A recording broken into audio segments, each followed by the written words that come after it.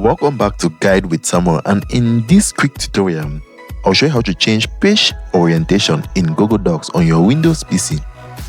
First, open your document at docs.google.com and make sure you're signed in. Next, click File in the top left menu and choose Page Setup from the drop-down. Then, in the Page Setup window, click Portrait or Landscape under Orientation. After that, if you want every new document to use this layout, click Set as Default. Otherwise, just click OK to apply the change to the current document. Finally, note that Google Docs applies orientation to the whole document.